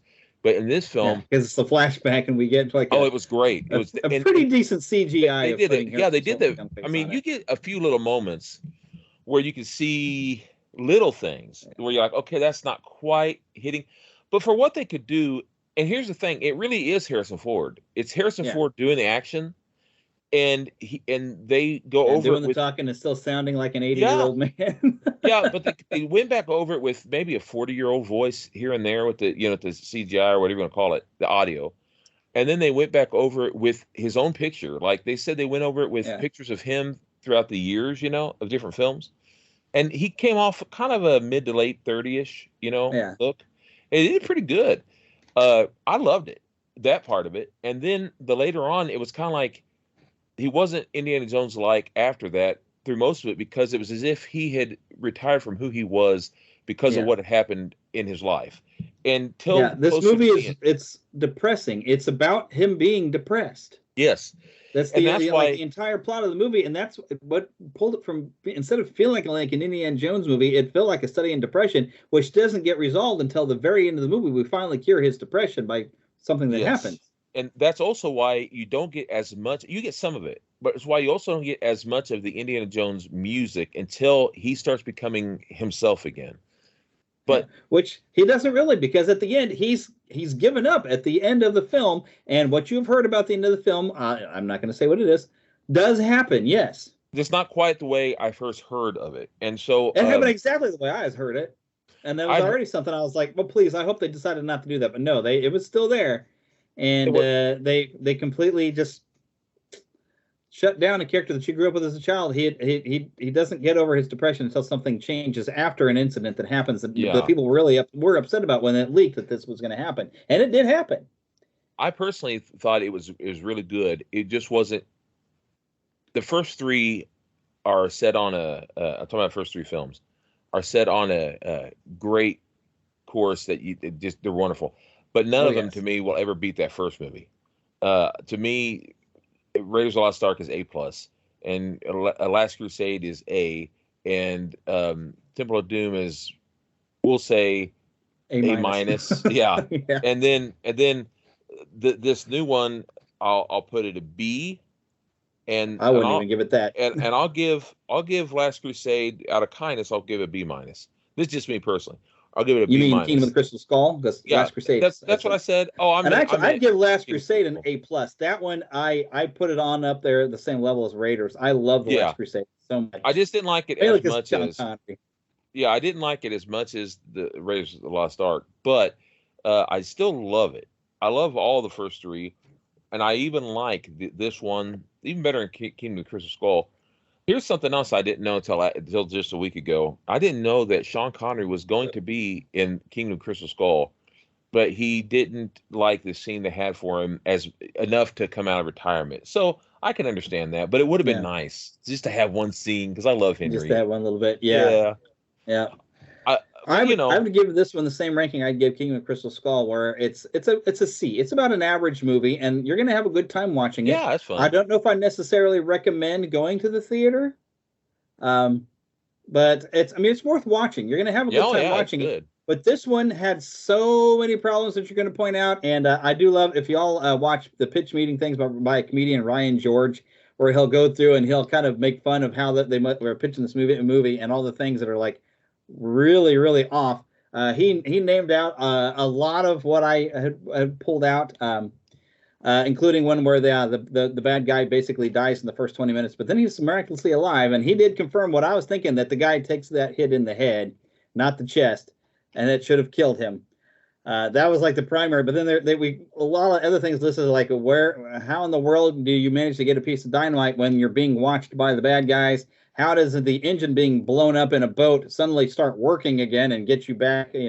How does the bridge miraculously come back when that got broken? There's so much stuff that's like, who wrote this? Not Lucas and any of his people, not Lawrence Kasdan or anybody who might have written actually a decent script. But like I said, it's still fun. But there's so many problems with the story. Plus, unfortunately, in the Indiana Jones films, they're based off the old serials, and all of them, and I'm talking even Raiders of the Lost Ark, have a lot of things. That one is the least of the problems, but they all have things that are a little hokey in things that happen because they're based off the old serials, and so they all have. There's a way you can be hokey and make it work. Yeah, just a little hokey and it works and it's fun. This one is just like, wait a minute. One thing that's cool, I didn't even realize they did in this film. It never occurred to me because I just never looked. The other day I saw this picture I thought was amazing, that they made this mask that the stunt people wore that make them look like Harrison Ford. And it looks, you can put the computer version of his face on there anyway. They could, but they made these masks but it's so cool looking. It looks so good that it showed this guy wearing the mask, and I thought, oh my gosh. That is of course, who knows how much these masks cost to make these things. But it looks so amazing that it really looked like it when he was riding on it. And I was like, wow, that looks like good here. But look it up. Some of these masks they wore, it looked like him basically, we won't say frowning, but kind of just like a standstill face. And I thought, that's pretty cool that they could do that. It had to be hot for the stuntman, though. Wearing a mask like that? Holy cow. Yeah. But this is the lowest opening up for an Indiana Jones movie at only $60 million when it opened, and yet Helena, the woman who played Helena is still going on. Phoebe Waller-Bridge has been going on. It's like, oh, just wait till you get to see the series I'm in. She's still apparently plugging it. It's like, I don't know that you're going to get it because this is not doing well. In fact, this movie got beat by a movie that I still want to go see, The Sound of Freedom, which was a small independent movie that Disney passed on because Fox had made it. Disney decided not to do it. They took it over to Netflix. Netflix didn't want it. They put it out in theaters, and this thing, for only having a limited opening, beat the heck out of Indiana Jones. Yeah. And heck, I even was looking up. It's like, well, what people are seeing? What are people saying? The Metascore right now, 58, based on 65 critics. The user score is even a 4.2 out of 10. This is clearly the worst of the franchise, and that's saying something considering Kingdom of the Crystal Skull. Yeah, and I think the biggest problem I have is not so much that they did it as science fiction, that they don't even really explain very well, but it's the fact that the movie is a depressed Indiana Jones, that he's got good reason to be depressed, and it added some heart to it when you get some reasons for it. But we don't go to see Indiana Jones to see him be depressed the entire movie. Yeah. And they really lost, and it's the same thing they did with Luke Skywalker and Han Solo, where they divorced him and killed him off. They don't seem to realize we don't want you to do these to our childhood heroes.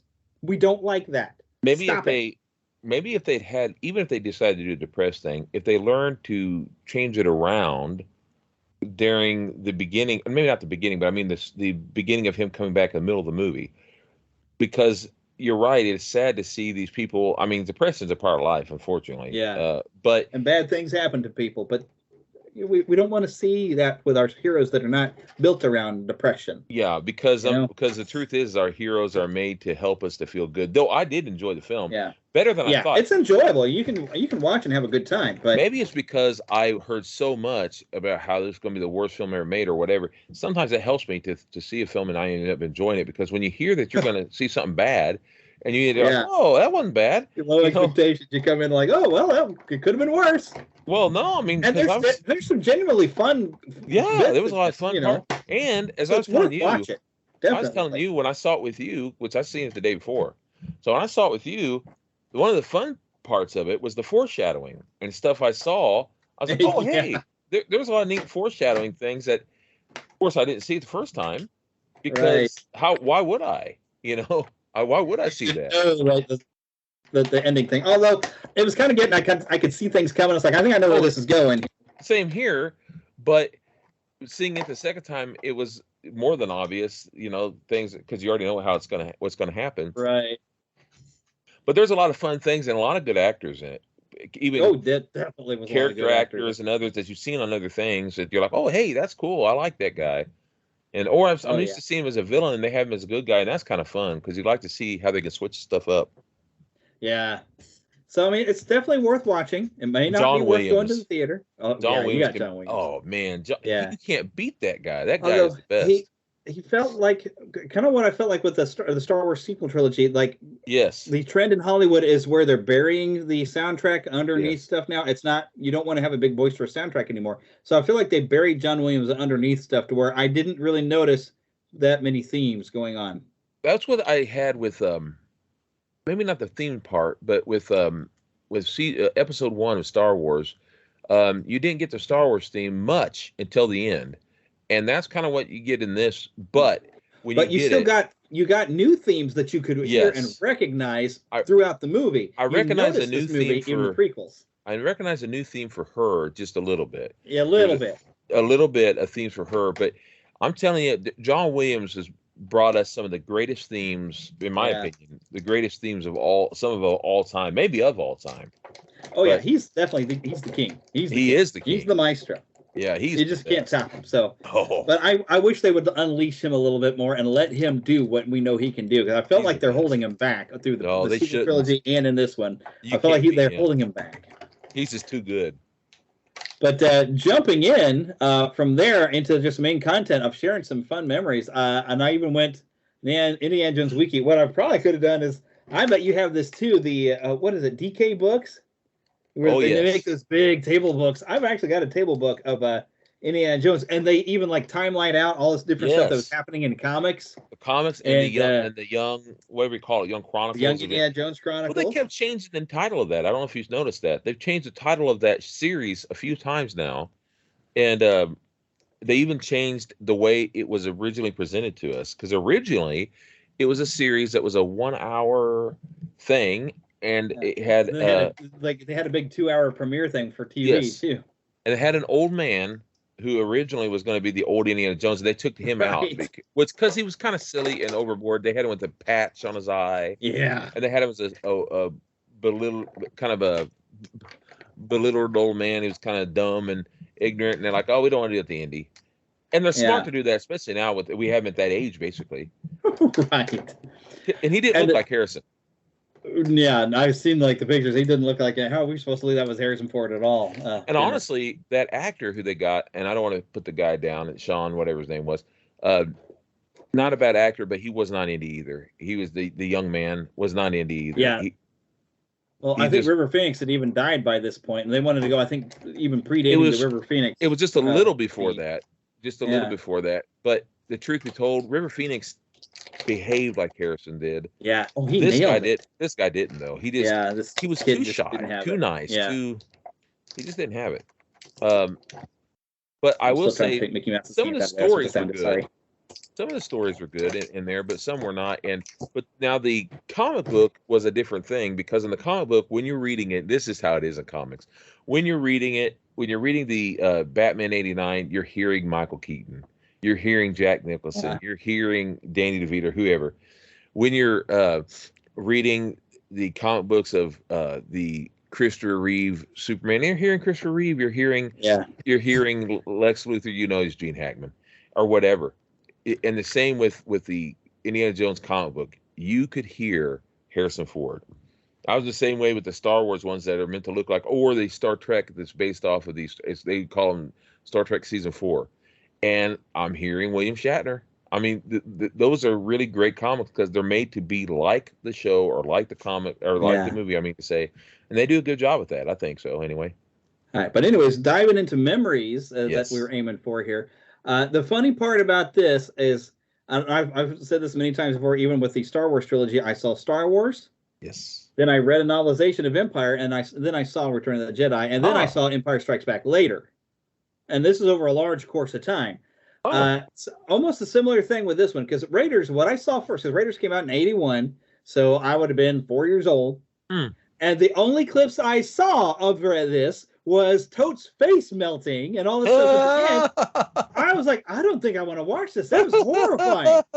So then Temple of Doom comes out, and I remember when we rented the Temple of Doom, I was like, this is the face melting movie. I don't know. I was like, everybody says that Indiana Jones is great, but we get a heart getting ripped out of a guy. And I had to walk out of the room. I was like, what in the world? But I ended up watching all of it. But Temple of Doom is not where you should start these. But that's the first one I saw. Even though that was the impression it gave me. And so I went a long time. I was like, well, I don't really want to watch Raiders because this is horrible, grotesque, and this nasty, and I don't want to watch it.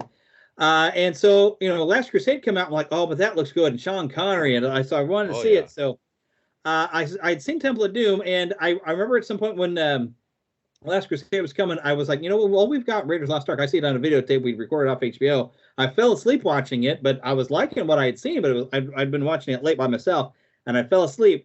So I don't think I saw Raiders in completion, because I'd seen bits of it, but I didn't see it in completion until after I'd seen The Last Crusade.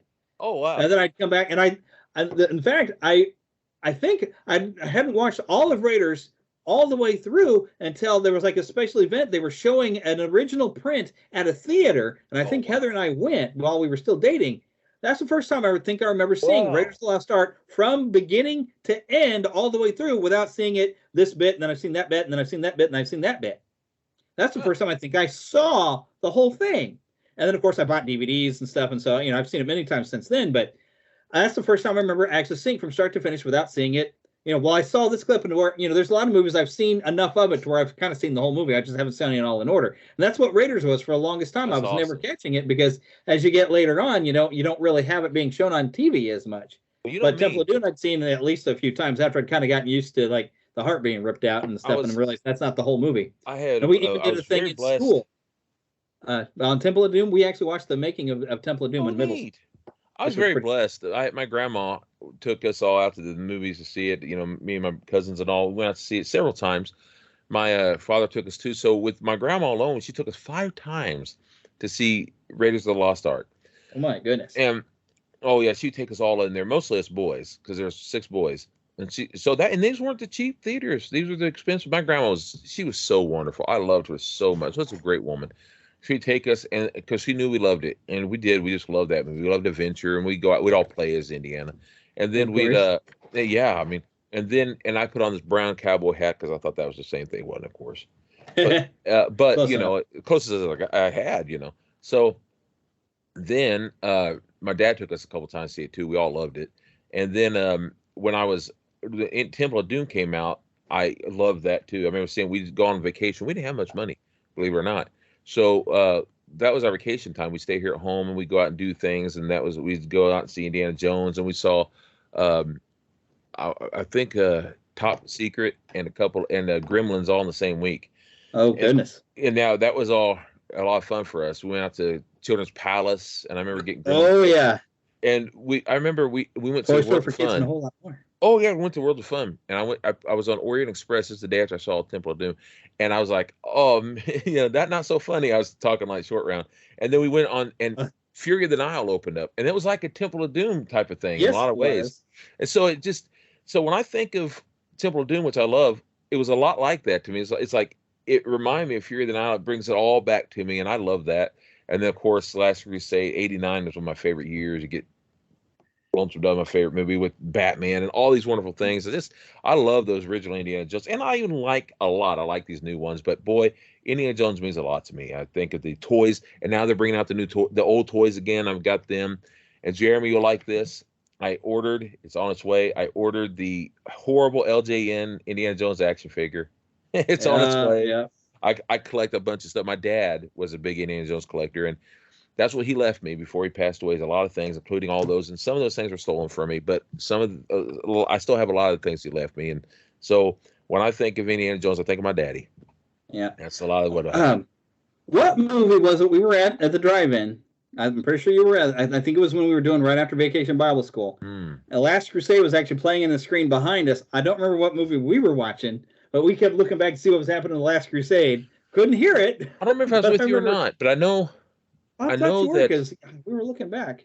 I know that if we did, maybe Batman came out that same year. I know Honey, I Shrunk the Kids came out that year. It probably was Honey, I Shrunk the Kids. Probably. Because we saw that in the drive-in at least once, and Mom wanted to see that multiple times. I remember that. I bet that's what it was, because I think I'd already seen Honey, I Shrunk the Kids, so we kept looking back to see what was happening on The Last Crusade. I loved that was a good movie, Honey, I Shrunk the Kids. But '89 had a lot of great shows come out that year. Yeah. Oh, indeed. There's a lot of years that are great for movies. Yeah.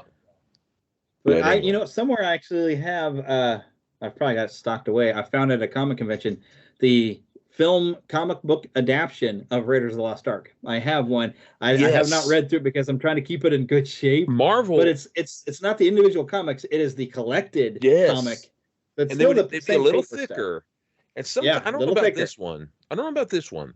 But sometimes when they bring out that Marvel, I think DC did it too sometimes, but they'd bring them out and they'd have just a little bit like a film reel on the side sometimes. Yeah. Just to make it say like, yeah, this is the film adaptation. And they did that on Conan the Barbarian, they had Conan the Barbarian, which is Marvel. And I have the first one of that. There was like a 3, and I got the first one of that, and it kind of looks like the movie poster, but kind of not, That's kind of fun though. I love it. I love Conan, I love all that stuff back then. But yeah, so that's some. I should have collected people's memories about Indiana Jones and watching it as they grew up, but I didn't get really a chance to, and stuff like that. But yeah, this was a major part of probably partially my childhood, but more, I guess, my preteen years. And when we get up to The Last Crusade, because Last Crusade is still probably my favorite, just because Sean Connery. But yes, I love Raiders. And I got to put them on the same level because they're both brilliant. Temple of Doom is still, of the original 3, it's still my least favorite of the 3, but I still enjoy it.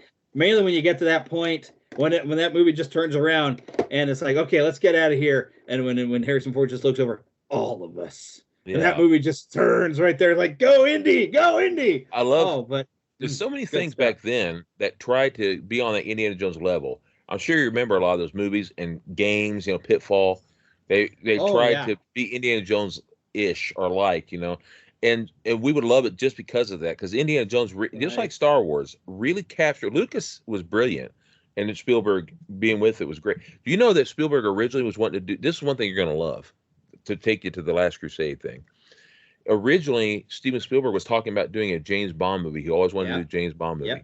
And Lucas says, "Oh, I got something better than that." He goes, "I got." George Lucas had a dog named Indiana. Yeah, he did. Which was, by the way, that's what Chewbacca, Indiana, was who Chewbacca was based off of. But Indiana Smith was who he was going to call him. Yeah. Lucas, that'd have been Spielberg terrible. Spielberg says, "Oh, I love everything except the last name." He goes, "Okay." He goes, the Smith and Jones. So he says, "Well, okay, how about Jones? Indiana Jones." He goes, "Oh, okay, that's better."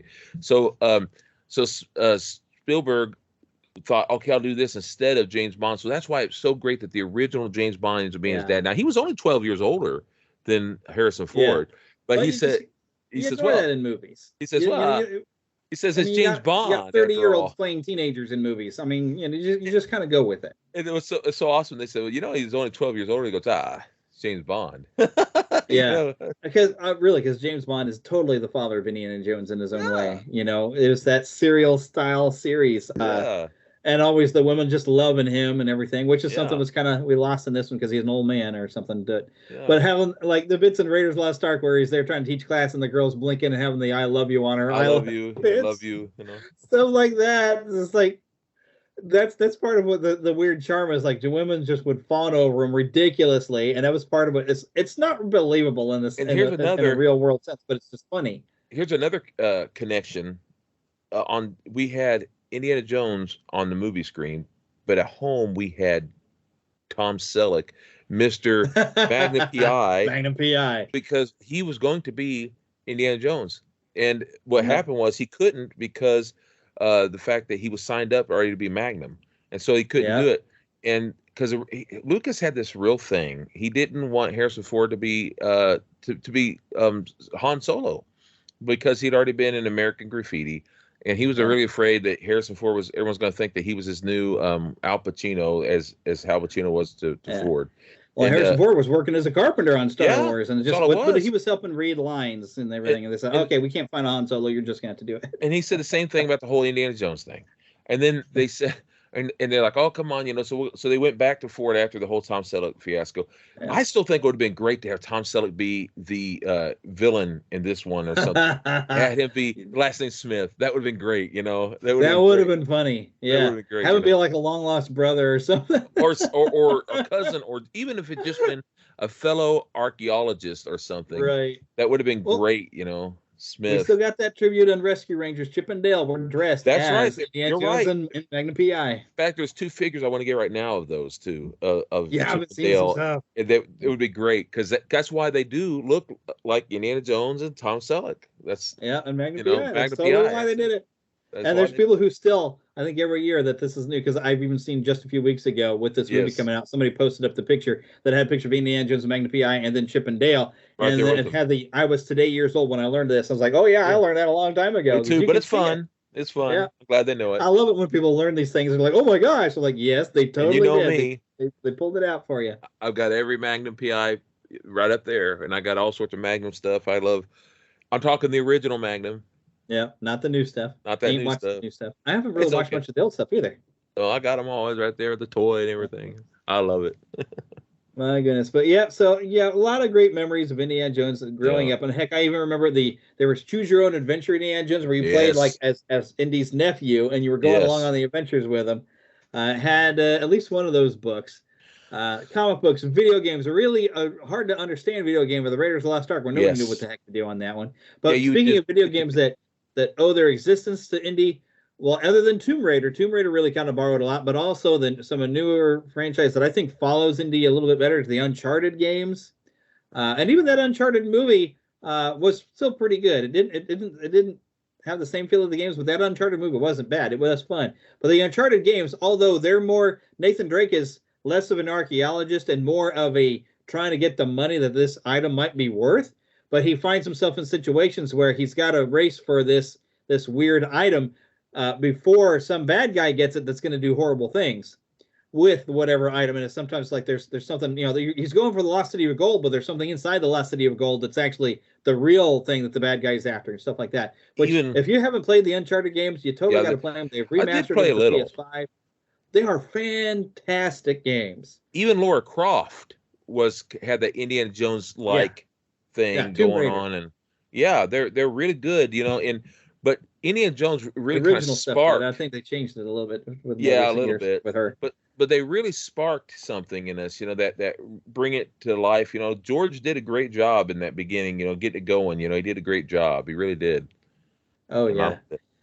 And I love the games that spawned. We've even had a few good Indiana Jones games. I had one on Xbox 360. Yes. Well, it was an Xbox game, but it was the Emperor's Tomb, and it was so hard that I put in a cheat code to make myself invincible. And I was getting near the end. I fell down into a pit, but I couldn't die from hitting the bottom of the pit. And I was stuck down there. I couldn't get out, and I didn't have any saves to go back to. And I was like, forget it. So I went and I traded it in. I had a great one for PlayStation, I want to say 2. And it was a really fun one. I love that one partially because it had the Nazis and it had others. And to me, I'm not saying it's the only one, but there's something about Indiana Jones versus the Nazis. That's the classic feeling. And it was terrifying because I'd be down here where It's I'm at. probably the Emperor's Tomb, because that's the only one I remember on console other than the Lego games. And yes, and that was fun too. The Lego games were good. It was really terrifying. I think it was the Emperor's one, but it's very terrifying because I was in the dark a lot of times, like halfway in the dark, and I'd hear that and I'd be like, oh, I felt like someone's gonna come down and kill me. So you're gonna have some crazy Nazi come down and like, oh, it's oink, spanks, well, you have to understand something. You all don't know this. My father collected a lot of historical relics. Oh, and yeah. things, Oh, and yeah. he actually had come down. Now, if you didn't know any better, you'd think something bad about my dad, but he had all sorts of flags of sorts of all different nations coming down, and he had reenacted like hats and belts and stuff of the old German soldiers and all, and American soldiers and English soldiers and all stuff. And if you didn't know any better, you thought, what is he? He's crazy. No, he had historical stuff coming all the way down. So I remember before I knew what all this meant, he had all these different things of historical things, including different things that soldiers had received from the German soldiers back in the day. Some were remade, but some were really from back in those days. And so now I don't know. My brother probably has all of them now, but all that being said is like, if I really wanted to see that stuff, I could just went up the stairway at the time and I would have seen it. It would have been there. Yeah. Well, we're getting up close to 2 hours, so we got to wrap this up. But before we go, I'm going to show this to you, and I'm going to show this to everybody who's got video. I've been sitting here, and I've been kind of making some noise because I was setting up. Well, darn it, they got out of position. I've got Mickey and Minnie holding hands. There you are. This is the way they will be on the shelf. I mirrored the way they're in the back of the box, where they're kind of waving and they're holding their hands. That's and cute. Mickey and Minnie will be going up on a shelf here very soon. But this has been a fun show, of course, going back and reliving some great memories. And of course, come back next week. We'll do more. I got to find my show notes here. Where are my show notes? There we go. So I can go and thank everybody. Here we go. Make sure you go to neverlandpodcast.com, by the way, because you will see a thing right there in the middle of the screen. If you happen to have a podcast called My Podcast Reviews, you can get all your reviews from around the world. And even the creator of that, Daniel, is doing some upgrades, and he's going to have some brand new features up available for a very low cost. You can get there, and you can get all reviews sent even to your email. Of course, and we want to thank Karen Kennedy, Ricky Pope of Christian Nerds Unite, and Darren Wilhite of the Wilhite and Wall Show for helping me out with the intro. Don't forget to send us an email at podcast@neverlandpodcast.com. Follow us on Twitter and Facebook. Join the Neverlanders on the neverlandpodcast.com website. Become an official Lost Boy or Pixie, because we have Pixies, because girls are too clever. They don't get lost. Make sure while on the website you go to our shop where you can get some fun designs, and I got a few more designs I need to get in there on T-shirts. I think you can get coffee mugs, mouse pads. You can get like phone cases, and every little bit does help. By the way, also, if you want to help out the show, and if you're not getting to see the video of this, donate through patreon.com/Neverland Podcast. You'll find that link on the website as well, and you can go through and become a regular patron and get special bonus type of things. In fact, you can get an RSS feed without any of those annoying ads. And of course, you've also got the video so you can see my beautiful face and Philip's beautiful face as we're having this conversation. And heck, he's even got a nice haircut, and I really badly need one. So we got to wrap this thing up, so I'm just going to now tell you to get lost. Elevator! He stole my line. I usually try to give it a 10 count, and he cut me off at 5 seconds. I couldn't help myself. I'm so sorry, friend. It's just the energy, the Hulkamania was running wild. Oh, let me tell you something, brother. Oh, yeah. Oh, boy, I got to kill this show before we go too far off. We'll see you next time.